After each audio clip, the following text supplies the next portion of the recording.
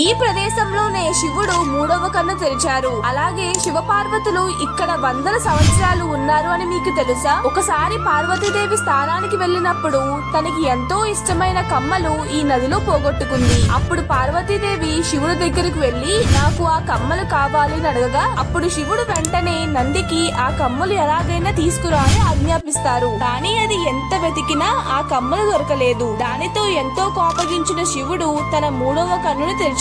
దానితో ప్రపంచం మొత్తం నాశనం అయిపోతుందేమో అన్న స్నేహనాగు ఆ నదిలో వేడి వేడి అలలను సృష్టించారు. ఆ వేడి వేడి పొగలు వలన ఆ నదిలో ఉన్న చిన్న కమ్మలు బయటికి వస్తాయి. అందుకే అప్పటి నుండి ఇప్పటి వరకు ఆ నీళ్లు ఇంకా వేడిగానే ఉన్నాయని చెప్తారు. ఇది హిమాచల్ ప్రదేశ్ అయిన హసూల్లో ఉన్న మణికారం మందిరం. చాలా మంది ఇది కల్పితము, ఇది నేచురల్ గా వచ్చిన ఒక హాట్ స్ప్రింగ్ అని అంటారు. మరి మీకేమనిపిస్తుందో కామెంట్ చేసి, మీకు శివుడు అంటే ఇష్టం ఉంటే సబ్స్క్రైబ్